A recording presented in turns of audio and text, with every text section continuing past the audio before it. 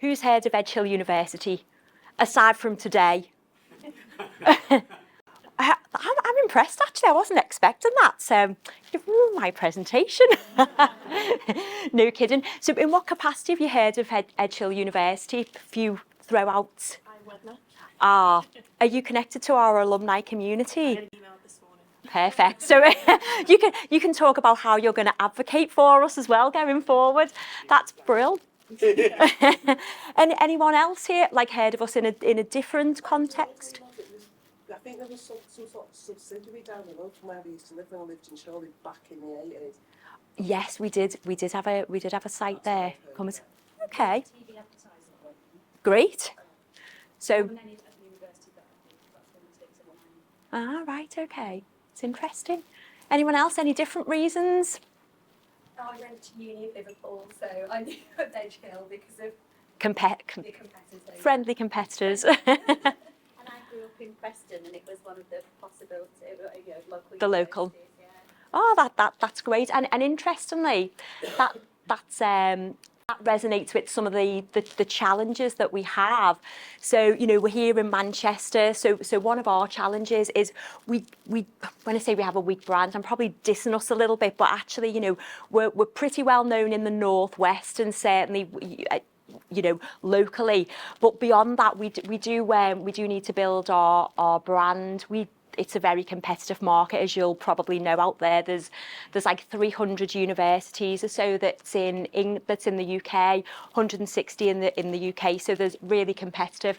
The government's agenda is to promote other ways of learning and earning. So again, there's this real downer on higher education. So we are demonised in the press, and also there's historic perceptions. So Edge Hill University, we actually started out as a teacher training college for women, so that there's this perception that we are a teacher training college, and actually we're one of the largest providers for health education in the Northwest. We've also got a huge faculty for arts and sciences, so we've got a really diverse portfolio. So there's a lot of work to do, but then that's what keeps us in business in our jobs in comms and marketing, because our key aim is actually to enhance reputation and to evolve our public image with key stakeholders. Just to sort of contextualise that for the purpose of this presentation, marketing colleagues actually sit within the student recruitment team, and so corporate communications, which I'm the department head of, we look after everything, PR, reputation, events, internal comms for staff, alumni relations, stakeholder partnerships, advocacy. So we look after all that side of things. So the idea, the objective for us really is to enhance reputation, build trust, build advocacy and engagement with the brand. So what I launched a new strategy about 18 months or so ago, and that was on the back of, COVID obviously disrupted lots of external engagement. Footfall to campus was virtually non-existent, as, with other areas here. So the strategy was really looking at how we build and strengthen reputation, strengthen relationships, improve advocacy and perceptions. Can't get my words out there. So again, one that I'm looking at you because you're one of our alumni. So it was to improve communications with alumni and stakeholders. So again, about 18 months, 2 years ago, there was an over-reliance on printed mailings only. So like alumni might receive an alumni magazine literally once a year. Stakeholders, our annual review once a year. The Vice-Chancellor has a very traditional view of sending out printed Christmas cards. So it was very limited and sporadic. So literally improving our digital communications, so lots of regular e-communications to alumni. So you've obviously received our alumni monthly newsletter today. Stakeholder one was launched about 12 months ago, and again that provides timely, consistent information. Lots of calls to action in there as well. So we make sure we always put in information where we can track to see where there's that engagement, feedback, invite you back to campus, give you time, expertise. We've also developed new systems to map and track stakeholder support. So we have this like huge database with lots of contacts on alumni and key stakeholders. So by key stakeholders, I'm talking local authorities, politicians, health organisations, partners, employers, businesses, colleges, people that will help us recruit, attract, retain, and hopefully give our graduates good jobs when they graduate. So we have this huge database, but it's literally a very expensive, glorified contact management system. So we've done a lot of work behind the scenes to start to track and map who are stakeholders, who are supportive of us, where we may need to bridge those gaps and opportunities to strengthen those relationships. And so a couple of other parts of the strategy is bespoke engagement and refreshing the corporate events programme. So I'll go on to the next slides to talk about those.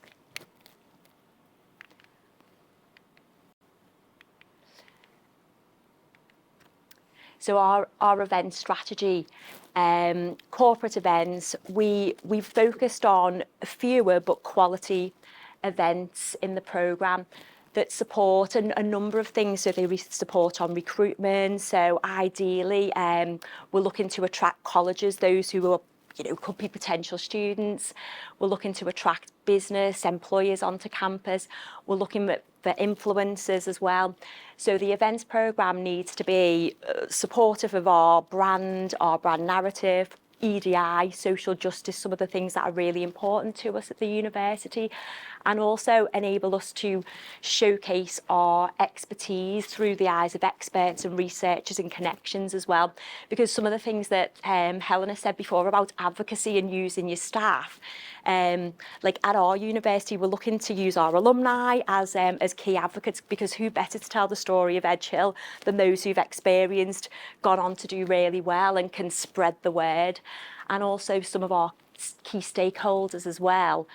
And our academics are great experts and advocates. And, we talked about the trust barometer survey earlier on, and that, again, less people are very distrustful of organisations like government. They're also distrustful of the media and public relations, but actually they trust experts, scientists, academics, businesses, those who know the stuff. So again, using our events to tell our story, but through the eyes of experts. So it's not us saying how great we are, it's actually other people, and people buy into that. So that's on the events programme. I'll just use an example here. So Game Changers was one really good one for us. So last year, women in sport, huge. We had like the Euro Women's and the Lionesses won, amazing for us.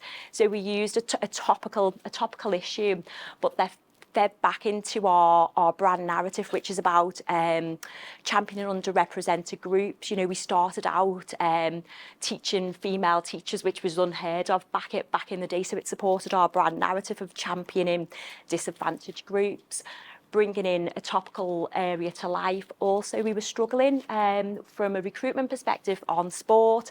So again, that focus on sport, showcasing our expertise. We were able to use some of our connections as well. So one of our alumni, which is Sue Smith. Who's heard of Sue Smith? Ex-England footballer. So again, great advocate for women in sport and how things have changed, but still lots more needs to be done. So using our connections to tell the story actually and change perceptions. And on the back of that particular event, we attracted over 200 people, which is great from our perspective. Most of them were made up of externals as well, which again was another big win from our perspective, because we're looking to attract externals to campus, and a lot of them, like I say, school children, colleges, the type of people that we want to attract to the university. So that was a successful event from our perspective. Oh, whoops. Then another area to speak about, and this is bespoke engagement. And actually, there's quite a few of local authority comms people in the room, isn't there? I seen a show of hands before, so you'll probably resonate with this particular example. So again, in order to build trust and engagement and break down perceptions of who we are and what we do, we wanted to build our credibility around climate and sustainability. So we actually have a lot of expertise within the university tackling climate change.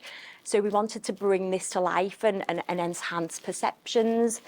So what we did, I'd spotted again working in local authorities previously, that actually local authorities really, are really struggling. They've called climate emergencies. There's lots that they need to do, but lack of resource, money, things like that. And universities are a hotbed of expertise. We're always looking at ways to collaborate, share knowledge, look at new research projects, and we have money as well, which some other sectors don't have the luxury of as much. Don't get me wrong, we're not brilliant, and finances, are not perfect, but we definitely have some money and money to tap into as well from a funding expertise. So we wanted to really start to change people's perceptions and showcase how we could help them with their plans. So comms people are really good at opening doors, aren't we? Would you agree with that? We're very good at connecting people, opening doors, having those conversations, looking at opportunities. So I started going out and started to speak into local authorities in the Lancashire area, asking them, what their plans were for the future, where they might need help. And I brought in a couple of our green experts as well to have those conversations. So we started having conversations with lots of local authorities across Lancashire, and it became apparent that there needed to be a really collaborative approach. For those who don't know Lancashire too well, it's a two-tier system. So we have county, and then we have 14 local district authorities as well. So trying to bring them together to look at creating a pan-Lancashire climate action plan. So this was all going swimmingly. People were on board. We were starting to break down perceptions. I remember a couple of local authorities actually saying to me, "Oh gosh, I thought you were a teacher training college. I didn't realise you did all this wonderful stuff." So again, it's that having that bespoke engagement and conversations was allowing us to start to build these relationships. And then there was a little spanner thrown in the works. So all going well, we were going to have this big climate forum involving all the local authorities, their lead environmental officers. And I said to our lead, now, not to put a spanner in the works, but it will need political buy-in. They won't be able to move on this without political support. Anyway, in the meantime, Lancashire decides to launch its 2050 vision for Lancashire, which has a whole section in around environment and climate and tackling the climate emergency. And so, again, conversations behind the scenes with our experts and theirs was like, political leaders don't want you to actually do an event with us because you're stealing our thunder, because we're going to do a forum a little bit later down the line. Okay, so we actively listened and took this on board and asked them, well, what would you benefit from actually? And at that point they said, well, the community voice is really key for us because we struggle to engage with community action groups. So if you could do something that fed in their voice, that would be super duper. And then that will feed into our 2050 vision. So we listened, we changed tactics, and we had a complete new focus for this event, and instead called it the Community Climate Action Forum, where we were able to again bring lots of community groups on campus. From our perspective, it did present challenges because clearly we'd started to build up these relationships with groups, and all of a sudden we were having to approach completely different audiences. So we spent a lot of time working with our connections, and from a social media perspective, doing desk-based research in terms of looking at Facebook predominantly. in terms of, you know, what groups were actually out there focusing on community, climate in the community, and then we were able to gather that intelligence, send them invites, bespoke invites, and collectively that approach really worked. We built up relationships where, again, we were given contacts to follow up. And on the back of that, we had the forum last month, and there were actually 90 groups that turned up across Lancashire, which was a huge plus from our perspective.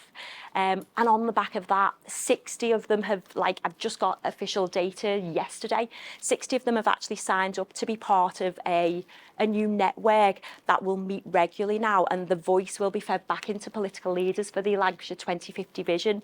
So from our perspective, again, that's about really bespoke engagement, understanding, listening to audiences, using socials as part of the strategy, and the results, you know, really good from our perspective. So very, very pleased with that one.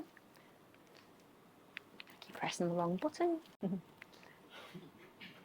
So the results of some of this work in terms of looking at our strategies. So our events are attracting higher external engagement at 70%. So you might think, what does that figure mean? So when we first started looking at corporate events, attendance was probably about more like 20% of externals. Predominantly, they were attended by staff. And whilst we obviously want and love staff to attend our events, external engagement is our key focus, actually. So that's a big leap from our perspective, and that's because we've done a lot of work around audience profiling for that, understanding which audiences we want to attract to these events and using the right channels. So what I should have mentioned actually in the event slide, for that Game Changers event, that really pleased with how that went. We predominantly used TikTok and Instagram, selfie videos with speakers to engage that younger audience, because we wanted to attract a younger audience, because we wanted them to be right interested in our sports offering and wanted us to be interested in our brand narrative as well. From our surveys, more than 90% say their perceptions of Edge Hill have improved. So again, that's a really important statistic for us, because we want to know that by people attending events that we are actually changing and improving perceptions. And 100% say they would recommend EHU. So that's again another strong stat from our perspective. We've got 50 new brand ambassadors supporting on recruitment and employability, and that they're predominantly alumni, because again, we've done like call outs in terms of, would you like to support the brand? Would you like to share your story? Would you like to advocate for us? And that's again best told from those who've studied with us. On the back of the climate sustainability work, we've got 20 local authorities who are now more supportive that we didn't have before that particular exercise. A new Lancashire Climate Action Network, which will influence politics, hopefully, and the plans for 2050. Ecom's open rates exceed benchmark averages, 30% alumni and 40% stakeholder on average. And this is all underpinned by proactive media relations and social media strategies as well. So there's loads and loads of takeaways from this, and I feel like in a room full of comms people, I'm telling you a bit like how to suck eggs, but it's really good to sometimes reinforce these messages. Know your audience is absolutely key. With each of our events, with each of our programmes, bespoke engagement, we know our audiences, or we're trying to understand our audiences and where they are and the best ways to reach them, and not expecting them to simply come to us. Listen and be flexible. They're kind of intertwined. So with the climate action example, we really listened. We went out, we spent time with local authorities. We listened to what their challenges were. We built something based on what we felt collectively that they needed. And then we were able to flex and change those plans because we'd started to build relationships and build trust and engagement with them. And actually, if we'd have gone ahead and organised an event that was focused on the local authority officers and leaders, that would have really damaged trust. So instead, we've listened, we've flexed, we've adapted, and actually done what they've asked for. I think they owe us money for that, to be honest with you. You use your experts, you know, in each organisation we have loads of experts, don't we? From our perspective, we have so many experts and advocates, you know, those some of those examples are hopefully clear that using your experts is key, because again, what Helena said before, you know, your staff are great advocates, our alumni are great advocates, our key stakeholders, colleges, they're all advocates, and go spread the word, and hopefully we recruit more people as a result. And it takes time. Gosh, the Lancashire climate event, that was probably 12 months or so in the making. So it does take time to build relationships and engagement and trust, but I think the rewards are worth it when they're focused on your organisation's key priorities.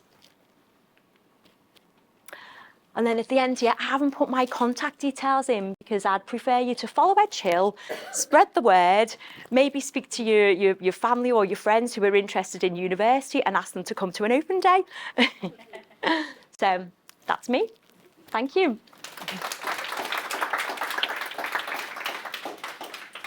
Fantastic. Thanks. Give Nicky a follow on LinkedIn. She might actually sell you something like that. I can send you a prospectus out. Questions for Nicky?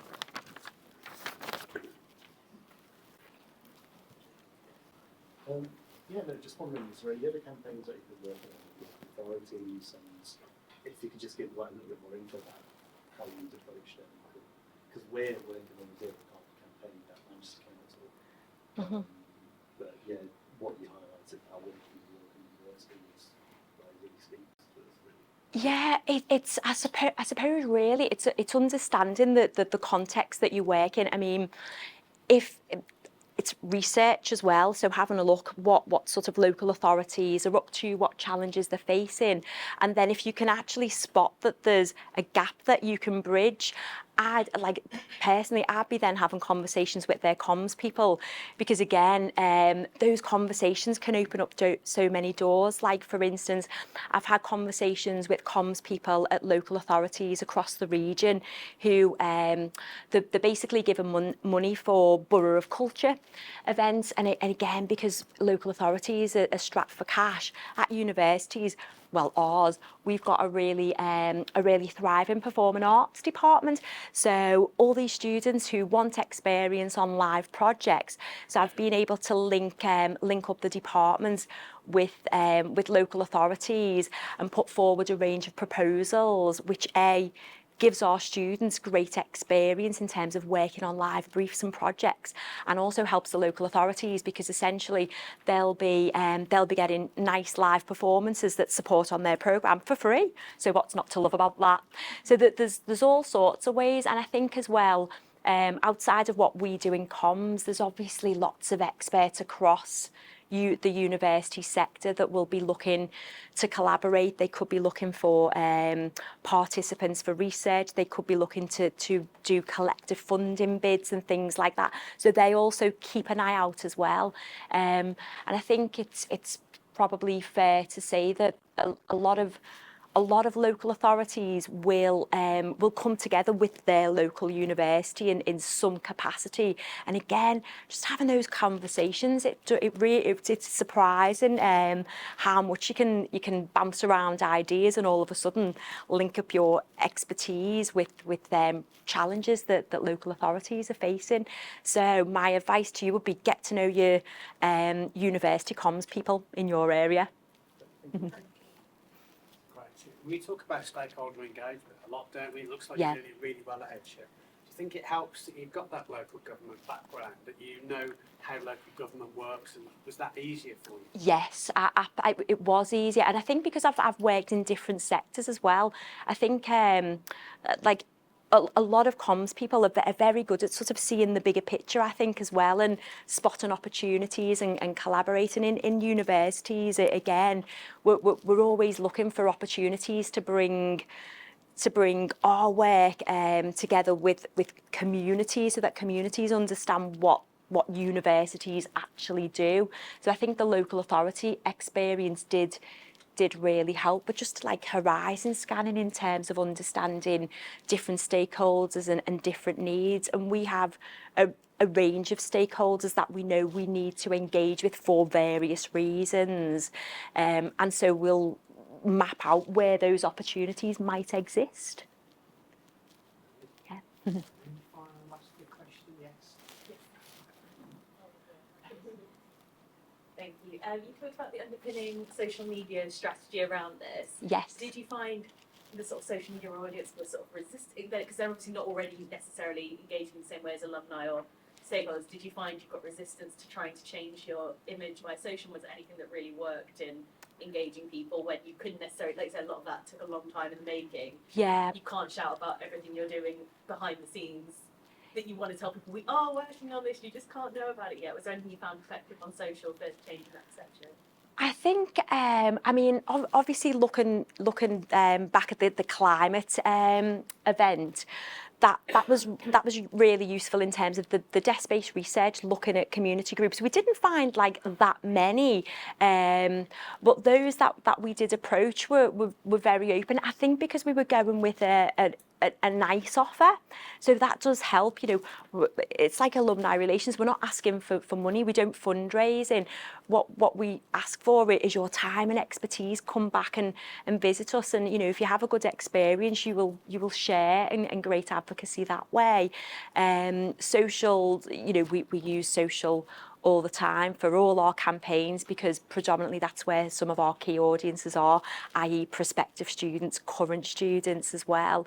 But we devise different strategies based around what our priorities are. So, you know, the differences in strategies there, you know, Facebook, you know, for that sort of community relations piece, but then utilising the more visual channels, TikTok, Instagram, Snapchat, because they can host video. And actually some of the speakers that we've had have got like great social media profiles with great followings. So if they're keen to, you know, do things on their channels, that helps us to spread the word. So it's proactive stuff. I'm sure there'll be really bad examples, but I can't think of anything off the top of my head.